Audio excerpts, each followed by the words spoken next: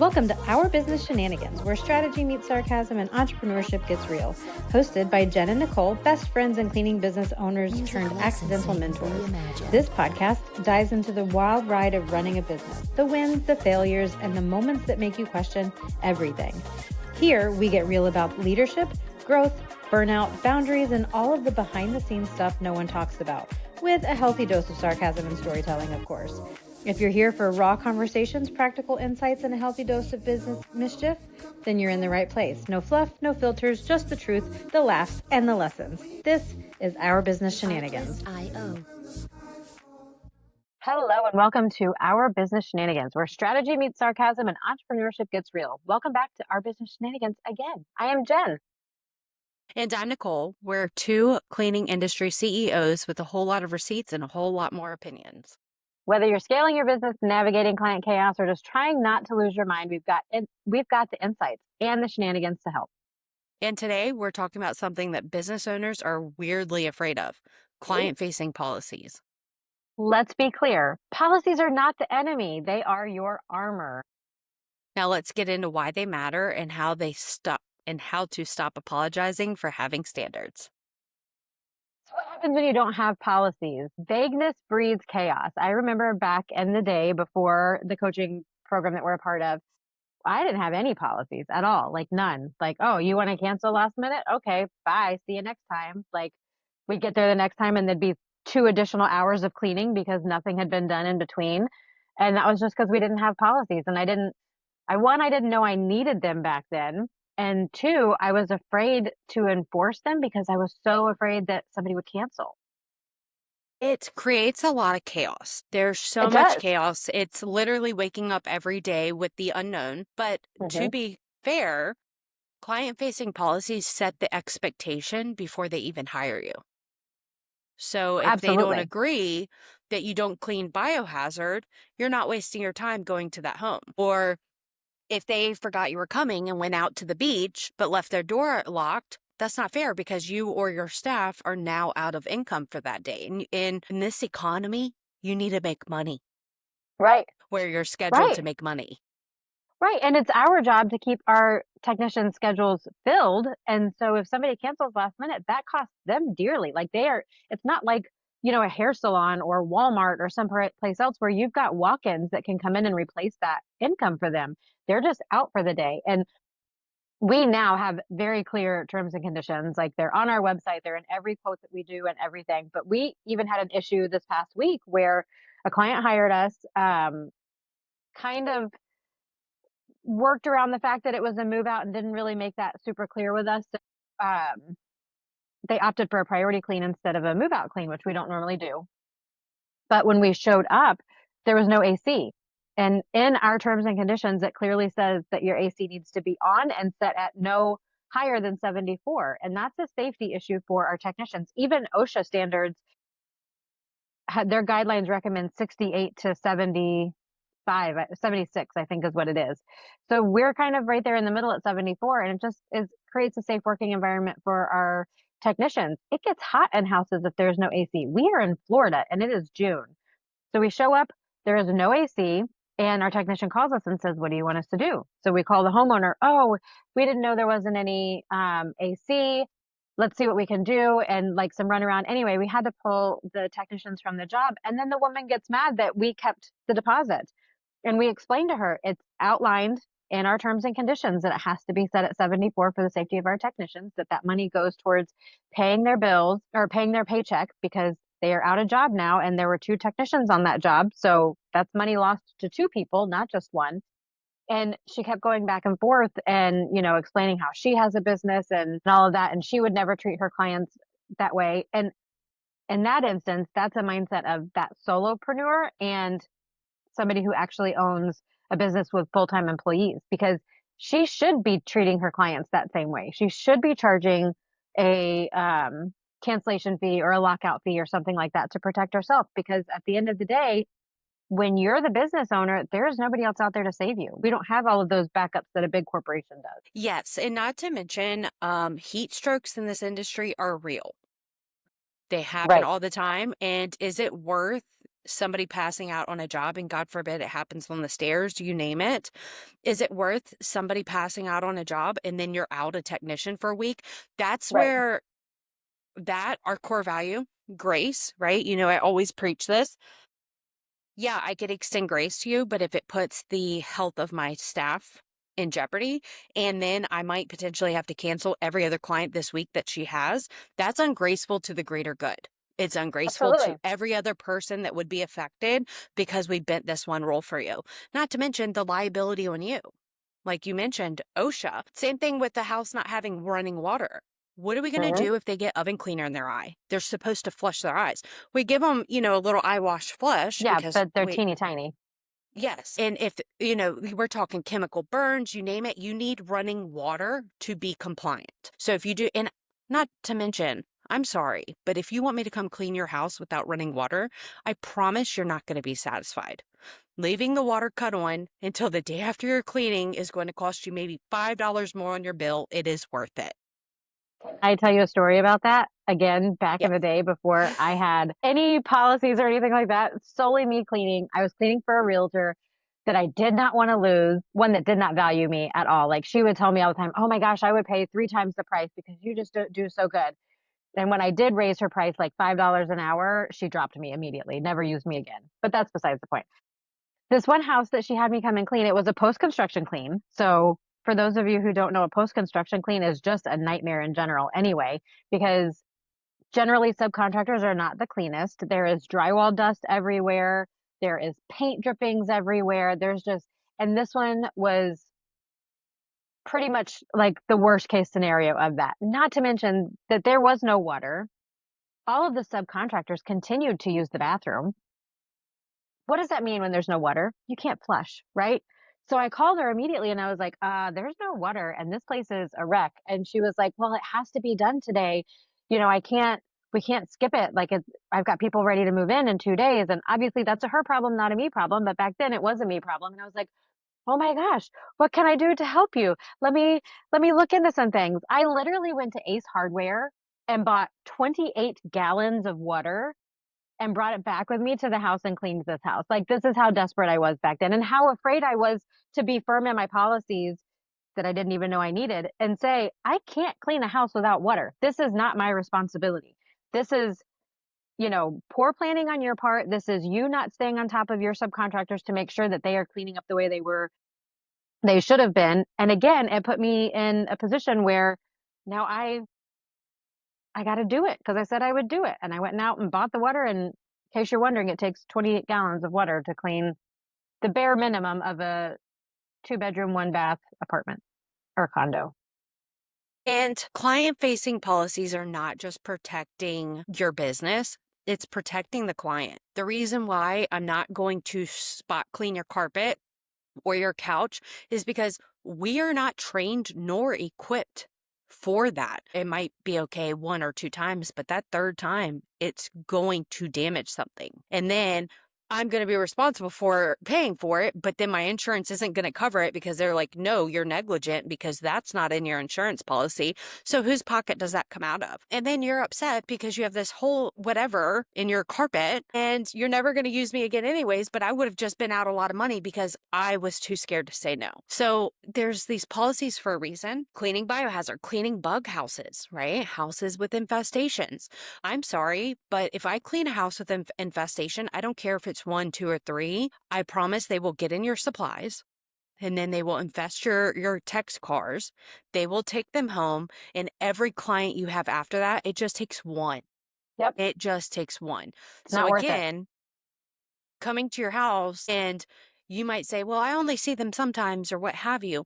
I am jeopardizing my entire reputation. Could you imagine if somebody went on Facebook and was like, oh my goodness, I had this company come clean for me and now my house is infested with roaches? Oh Like, my God, that's my nightmare. I would rather make you upset than ever see that on Facebook. To Right? be clear, like, I'm not here to tiptoe. We even had a client one time that he had bugs and he was like, I've never seen bugs. We sent him a picture of a bug in his house. So we're calling to let him know you Right. need to remedy that. We might not be the best fit for you right now. He turned around and fired us. And we are like, okay. I guess that was easier than I thought. He was like, you Right. know what? I don't need this. And like, You're I right. was You like, need an just, exterminator. well, you might need cleaning more than you thought. Right. But no, it's just so many people get caught up in, well, I'm paying for your service or the customer's always right. The customer, Wait, that whole phrase is the customer is always right in matters of taste. Nobody says the whole phrase. So all that phrase means is they're entitled to their own opinion. That doesn't mean that they're always right. So it is the customer is always right in matter of taste. in my defense, I've worked at this company for 8 years. I know what I'm doing. You're not right. The Correct. customer is wrong. Correct. In situations where it is jeopardizing when they don't see the bigger picture of it. They see it with tunnel vision of this is my house. Why can't you hand clean that crystal chandelier one by one, all the little teardrops? Why Just can't you take do them that? down. I do it once a year. I get up on and climb on my table and do it. Okay, well, you're 90 pounds. Right. I'm a bigger girl. I'm not going to get on your tabletop. You see, and so there's so many risks. And so having just clearly outlined policies, it protects you. It protects you from getting hurt. It protects your client. It sets the expectation. It sets the boundaries. Like, hey, we'll clean for you. We're going to do a phenomenal job. If we miss something, we're going to come back and make it right. Right. So before I even had terms and conditions, I never had a satisfaction guarantee. I can't tell you. And then I was also solo cleaning or, cleaning. And so calls would take 2, 3 business days for a response. I Right. can't tell you how many complaints that I received. And it took me like 3 or 4 days to respond to them. And it was like, I'm so sorry. I'll do better next time. Right. Or you But refund their money and then they start to take advantage of that and go, oh, well, they refunded it last time. They're going to refund it this time if I complain enough. And no, I didn't do that. no, I did because I'm a people pleaser and I just wanted people to be happy. Nah. So, You're a little bit more so savage than I am.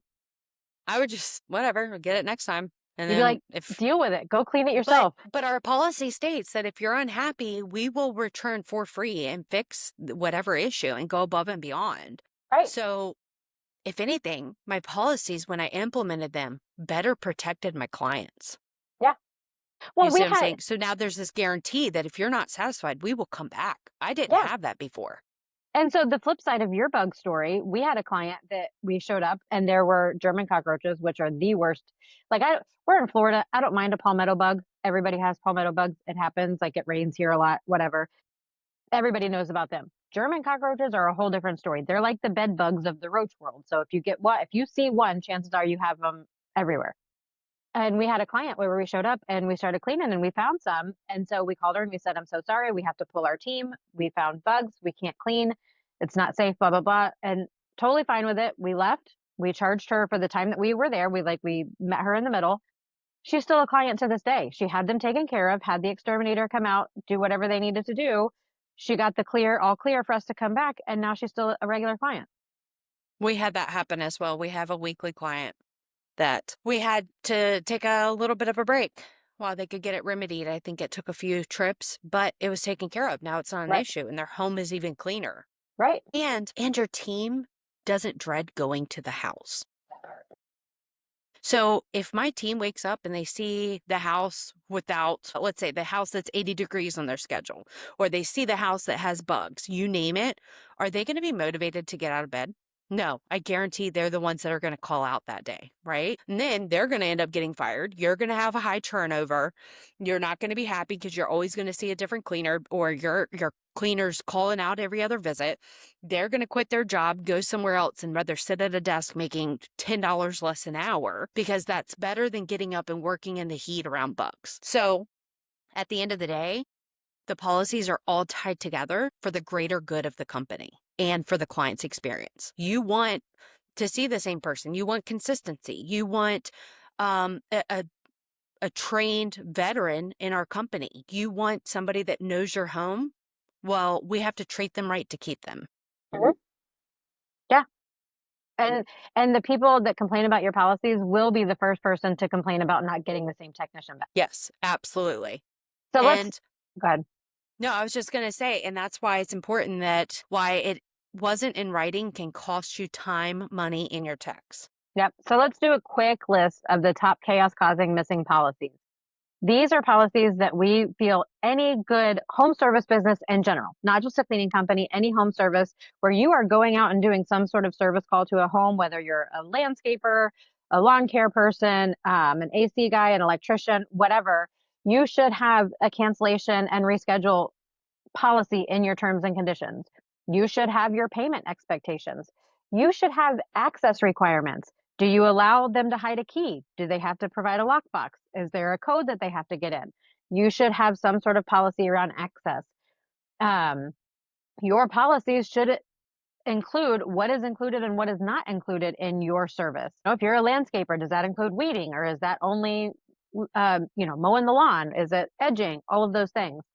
You should have policies on add-on requests, and you should have policies on how complaints, feedback, and breakages are handled. And if you don't say it up front, clients will assume they can do whatever they want. Silence is permission. Yeah. And so let's talk about why some business owners avoid enforcing policies. So I want to circle back to where you just said what add-on request, just to add a little tidbit.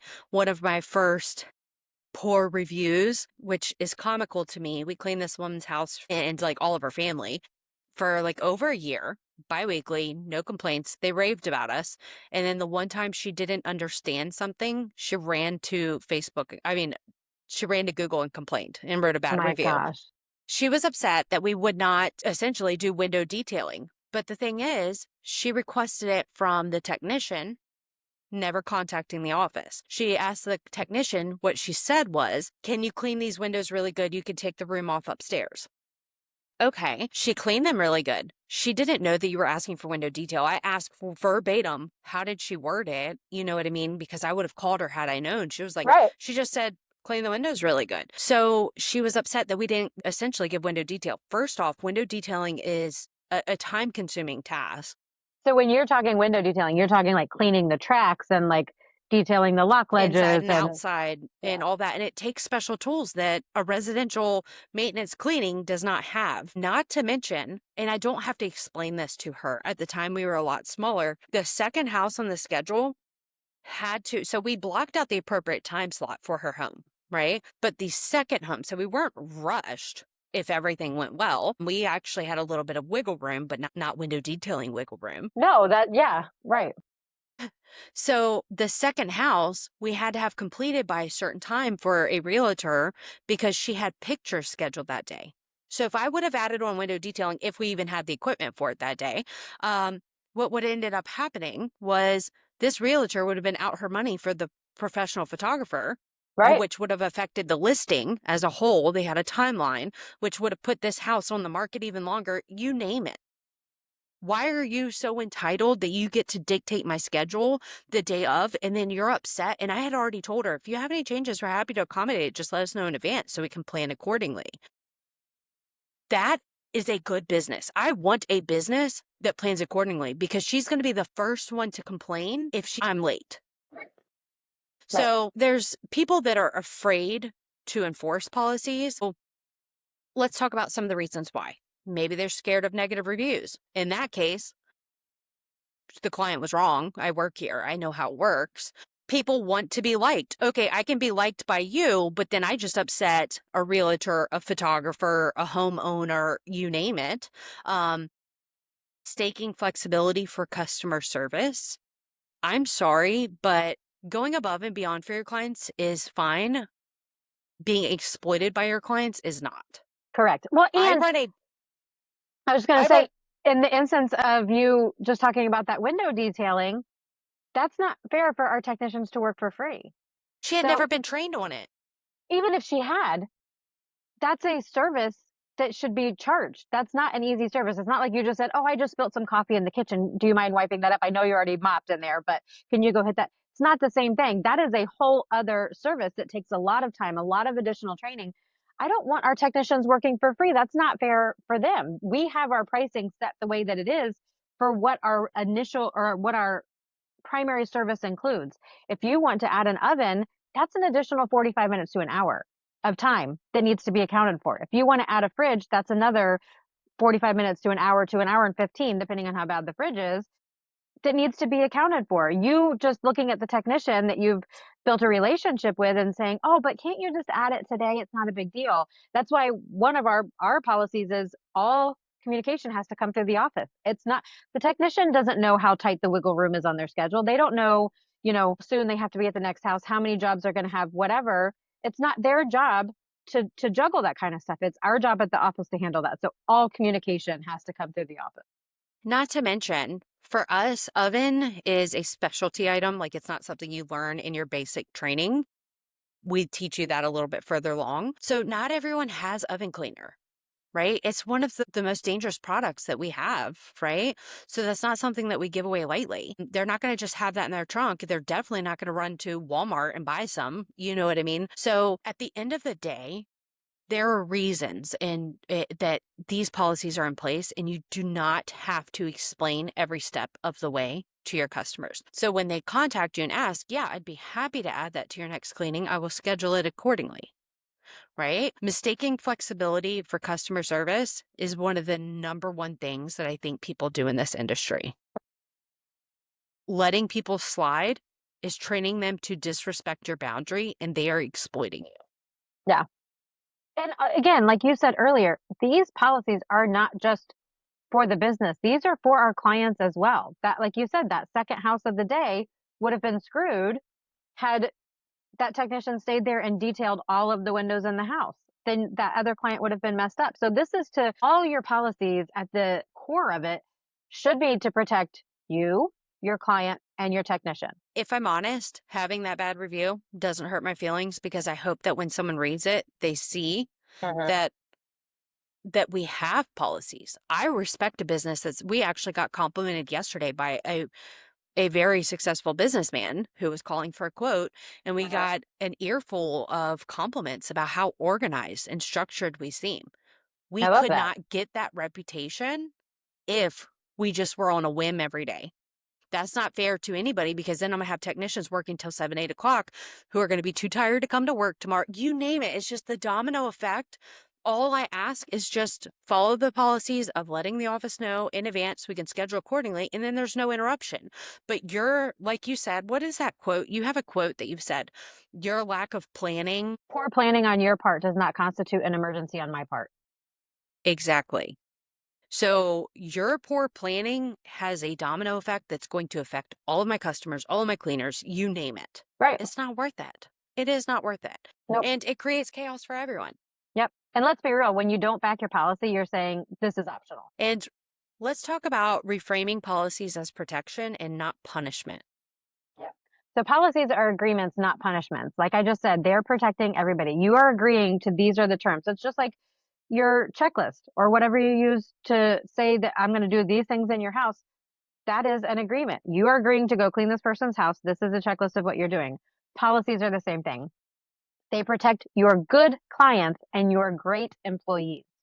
A good client, we have a weekly client who has for canceling last minute. He pays the cancellation fee every single time. He's on Monday. I would say about half of his weekly cleans, he cancels on Sunday evening or Monday morning, first thing, pays the cancellation fee, is never an issue. Never has once complained about it because he understands that he secured that spot. And when he cancels last minute, that technician is without work. So now that technician gets that cancellation fee and we get the admin fee back in the office, but he's never complained about it. Good clients, great clients are never going to complain about your policy. Policies also keep the emotion out of decision making. If there is a policy, and Nicole, you are one who is like so big on this. So anytime I come to you with an issue with an employee or something like that, your first question is, what does your handbook say? Because that just takes all the guesswork out of it. If you have a policy for it, then there is no, what should I do in this situation? It's already laid out. That's like what we tell our staff. Like we tell them, like, look, we have these policies, like everything in our handbook, so to speak. This is to protect the good employees. And when I say that is, if I didn't have it in writing, then I'm leaving it up to the discretion of whoever is handling that issue. It's not fair that Sally can call out 10 times and they're like, "Oh, she's a good employee. It's fine." But then Becca calls out to somebody else and they're like, "Okay, you're getting a write up." At what and you see what I'm saying? So having it clearly outlined is setting the standard and the expectation, and it removes the bias. It removes favoritism. It's not up for debate because at the end of the day, like, I still appreciate you. I'm not upset at you, but you're getting this write up because it went against the policy. This is protecting all the people that didn't call out that day. So when you enforce fairly and consistently, you're creating a trusted experience. You're not being harsh. You're being clear, and clarity is kindness. Now let's talk about how to write, share, and enforce policies without sounding like a jerk. Nicole, are you sure you can lead this one? I'm not sure that I should. No, I feel like I don't sound like a jerk, but I No, you can be don't. a I'm just little kidding. straightforward. I can't tell you how many times I have pulled up the terms and conditions and told a client, like, here, I'm going to read this word for word because maybe this can better explain it. Because I'm just going to, if I said what I wanted to say, no, you're wrong. You agreed to this. Uh-huh. But no, we have some really good clients. I will say, I think we did the math on it before. We clean about 100 homes a week. That's pretty consistent about our average number of homes cleaned. So I love being able to serve 100 families in a week. But there's maybe one. So realistically, 1%. 1% of the client just really it's that experience that gets under your skin, makes you shake when you're talking, and then they make you shake when you're talking. And then they turn around and your day is just like you're just not yourself, Yeah, right? you're like stewing on it the rest of the day. Yes, and then you go home, you think about it while you're trying to go to sleep, like, "Man, that person was so rude," and, like, what and when you go back and it's like, "What could I have done to avoid this?" Honestly, I did by having my policies. I already told you that if you locked us out, we were going to charge for the appointment and pay our technician.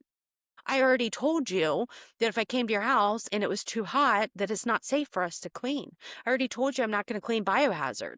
You see, there's so many things that it's like, at the end of the day, I can't tell you how many times I've had a client say, "Oh, ain't nobody got time to read all that." I'm sorry that you can't read, but Cox, my internet provider, still charges me based off of the terms that I agreed to when I signed up. Right. Well, They and like, still give me a price increase every year too. correct. And like that client that I told you about earlier that had the AC not on, one of her rebuttals was, well, when we checked last week, the AC was working. It's not my fault that something happened between when we were there last week and Monday. Okay, but do you not understand that's also not my technician's fault? Like my technician showed up, all of their tools, technicians, they showed up with all of their tools, ready to work, ready to get going. It's not their fault that between last week sometime and Monday, the AC died. Why didn't you check on Sunday night? Why didn't you go Monday morning? All of this could have been completely avoided if you had just gone and checked to make sure that everything was up and running. Because what had happened if a pipe had broken? What had happened if the electricity, there was a short? And you still needed to make sure the house was in working order for us to be able to clean. And I know I got a little off topic. Sorry, this is something I'm very passionate about. But if we want to cover how to write, share, and enforce policies without sounding like a jerk, sorry, my jerk had a show there. You want to use language like to ensure consistent quality, we or our policy allows us to honor your reserve slot. That service is available as an add on. We'll send you the quote.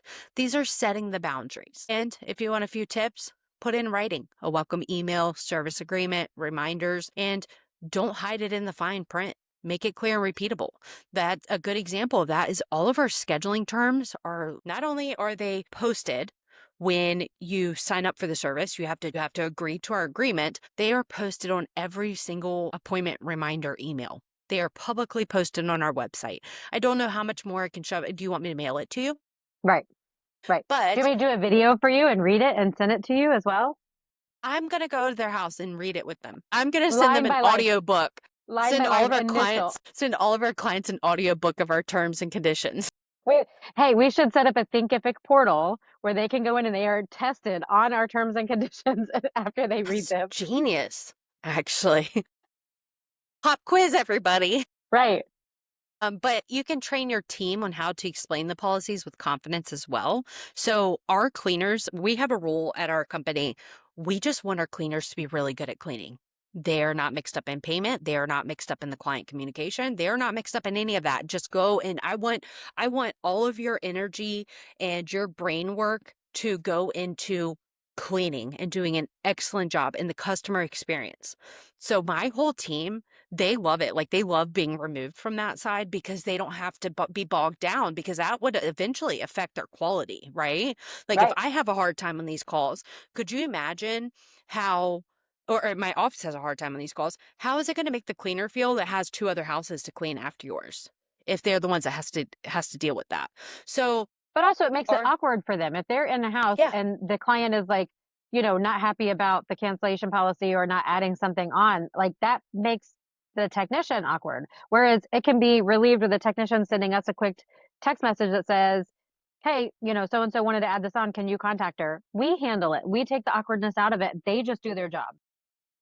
And my team will literally look at the client and say, I'm not involved in scheduling because so many people, the most common thing is they'll say, hey, my next cleaning, I'm going out of town. Hmm. Can you cancel it? They are trained to say, unfortunately, I don't manage the scheduling, but if you contact the office, they'll take care of that. Do you need the number? So Uh-huh.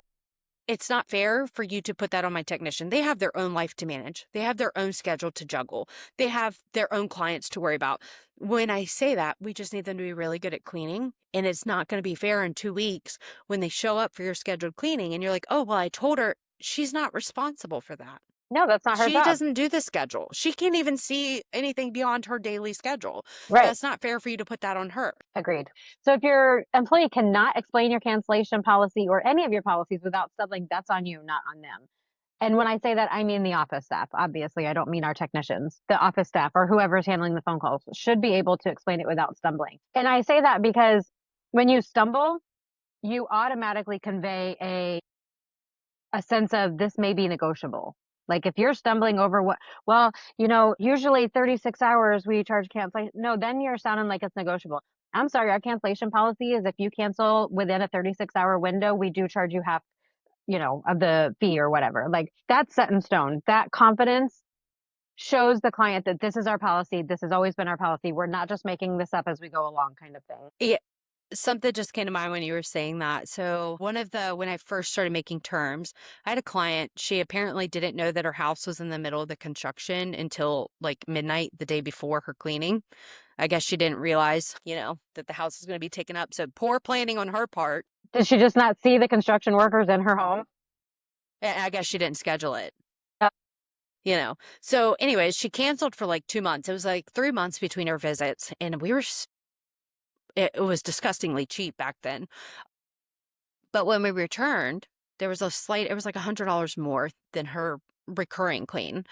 And she was livid and she told me she wasn't paying it, you name it. And I said, well, here's the term. Like we went back and forth and it got to the point where I sent her a demand letter. I certified mailed her key back, you name it. And I told her, I said, this will go to collections. She had this whole, like, she went on this rampage. She was just determined not to. And I'm just wondering, how do you go 3 months between cleaning and you don't understand the why your home needed more cleaning? It's a very busy house. Also, not just 3 months. She had construction work done. I didn't even charge her the cancellation when she canceled when I guess half of her house was torn apart 8 hours before her cleaning, Mhm. just magically. So it's like I showed you grace that one time and it affected my pocket, but now I'm not going to come clean 3 months worth of mess and not get paid for it. And Correct. it was disgustingly cheap, by the way. So common policy mistakes, vague wording like reasonable notice. You need to be specific. You need clear, hard and fast rules. Creating a policy but not sticking to it. The worst thing you can do is have a policy that you pull up every once in a while because then that client's going to be mad and they're going to say, I got away with it 10 times. Right. One of the worst things you can do is hiding it in the hard to read documents. Don't put it in the fine print and then hit them with it later. Not training your team. Your team needs to know that these are our policies. Anybody we bring in the office, we hand them the terms and conditions on their first day. And that is like, you are to learn this. I want you to eat, breathe, sleep, and dream about it. You know what I mean? That's your Because Bible. yes. And not applying it consistently. You'd be surprised how many of your clients actually know each other. We Yeah, have I was so just many about to say clients that are that. tied together. Yep. And I had a situation one time where I have loved all my clients and I did something special for all of them when I was cleaning solo, right? I had a client who um I made 5 beds in her house and didn't charge her extra for it. And they all had like these tent things on them for her kids' beds and like 100 stuffed animals. And it's like, I wish she knew that making her beds added 2 hours to her cleaning, but I didn't. I did it for years. Then I had another client who has been a great client. She's a bundle of joy. I never really did too much extra, but one day I went ahead and organized her pantry for her. Their kids go to school together. They're talking about it. And she's like, yeah, Nicole did such a great job organizing my pantry. It never looked better, yada, yada, yada. The other lady was like, well, how much did that cost? It's like, woman, I literally make all these beds for you and never charge you a penny extra, and they take 2 hours. Yep. But What? but in your client's defense, she didn't know that. Yeah, because I never had policies. It was never Right. written. Right. Add-ons weren't, and I was doing something nice. So you see, so you just have to be consistent. The worst Well, thing you could do is be inconsistent. and like we tell our technicians all the time, we have a checklist to protect all of our technicians because even though we try to schedule the same technician on the same house every time, that technician's going to take a vacation or that technician's going to be out sick at some point. If they are going and doing things that aren't on that checklist consistently and nobody knows about it, when a teammate goes to cover for them, on a day that they're out, they have just set that teammate up for a complaint because now they have gone above and beyond, making these beds or switching out linens. And that's not something that's typically included, or hand wiping the baseboards every single visit. When somebody goes in to cover for them and they don't do that, they've done nothing wrong. They are still following our checklist, but now they're going to get a complaint because that other technician. So consistently doing whatever it is you say you're going to do. If it is just your checklist, then everybody on your team should be cleaning just to your checklist because it's not fair that your teammate's going to get a complaint because you chose to go above and beyond and not tell everybody. We call that setting your team up for failure because we had one cleaner. She thought she was the best employee we ever had. False. That's a whole episode on its own. You know who I'm talking about.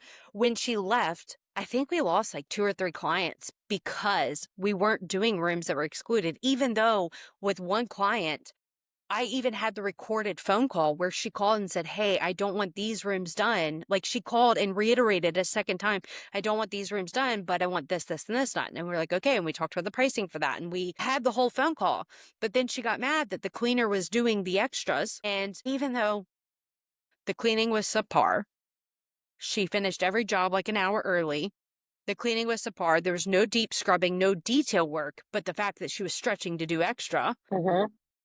that now this client's upset. And it's like, we're not opposed to adding that to your work order, but please understand that you were getting extra. Like, I'm so sorry that that happened. Like we word it way better than that. Yeah, My yeah, office is better at it. But I can't tell you, it was like 3 clients. Like I've even had a client upset because and fire us because we weren't vacuuming their couch. And it's like, that's not on our checklist.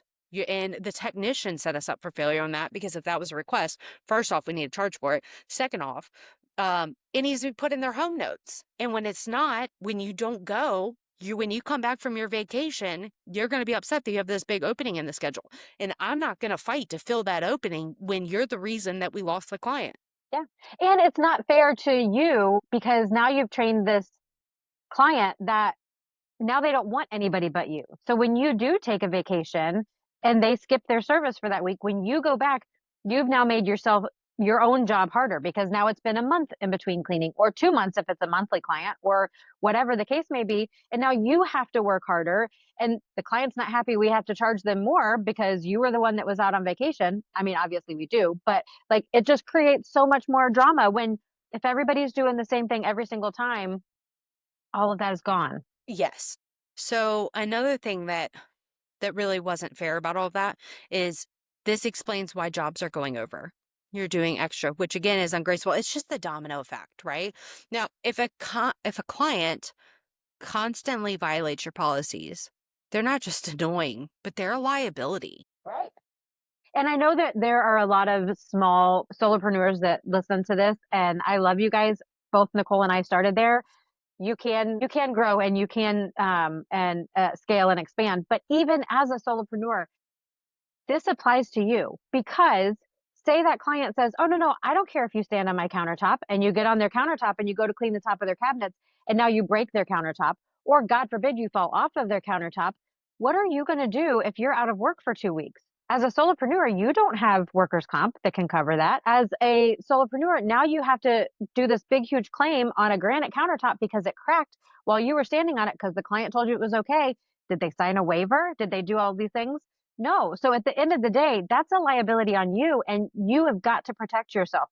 This is your business. This is your livelihood. You get the sole discretion on what you will and won't do. And when it's time to fire a client, You want to make sure that you protect your texts, protect your time. There are plenty of clients who respect your boundaries. Not only respect them, but praise you for having them. Yeah, So, like yesterday, we had I had 30 plus minute phone call respecting how organized and structured we were. yeah, It's all clearly outlined. Those are the clients I want. absolutely. Absolutely. The ones who see it, the ones who understand this is a business and we are protecting our employees. That's why I'm so big on Facebook about educating because I want people to see that this is a legit professional business who values their employees. Like we don't want high turnover. We don't want to have to be hiring every other week because we're losing people. We want to be hiring because we're growing so fast and we've got so much going on. But I think it would be fun, really quick, to do a little mini role play as to what pushback sounds like and how to respond. Okay, so I'll be the client.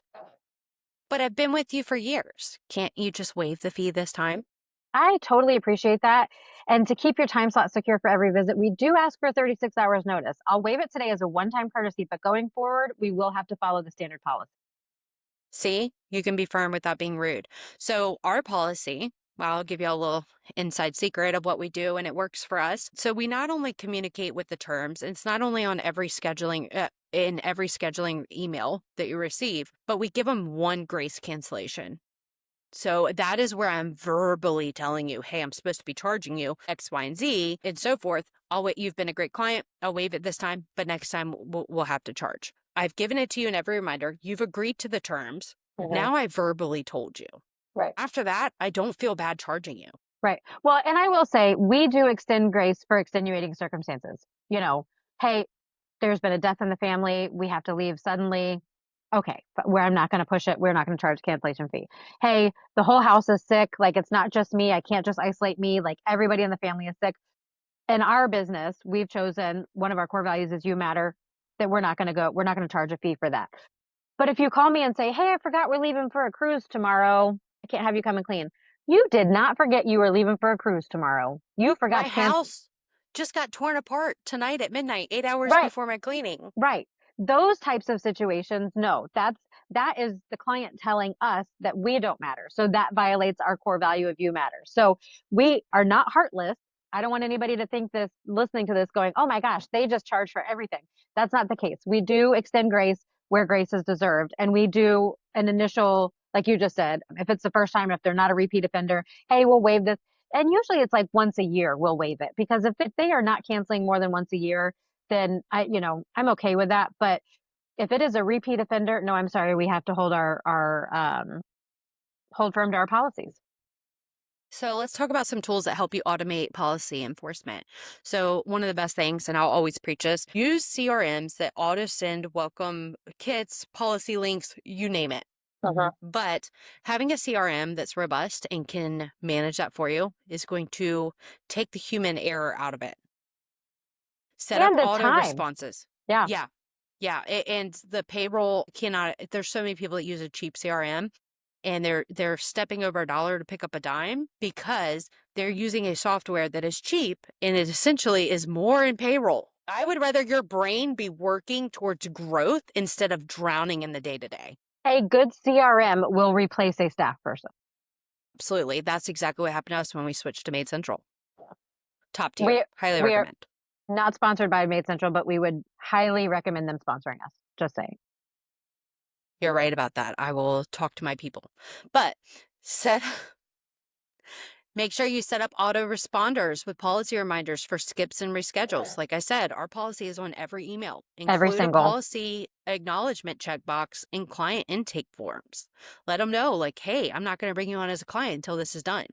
You can add facts to your website for easy access if they need something to reference. Yep. So just a quick recap. 5 must-have client policies: cancellation, reschedule, timelines, and fees. 2, you have to have payment due dates and methods. 3, your clear scope of work, what's included and what's not. 4, you need to have add-ons and extra requests outlined. And then 5, how you're going to handle feedback, complaints, breakages, all of that type of thing. We need to normalize having standards. Yeah, if your business feels chaotic, look at your policies or your lack of them. And if you're scared to enforce them, just a reminder, you're not a jerk, you're a leader. Having a policy doesn't make you inflexible, it makes you professional. And your dream clients, they'll thank you for it. Yep. So thanks for joining us on Our Business Shenanigans. Until next time, let's keep it strategic, sarcastic, and strong. I Have a love good that. day. Bye.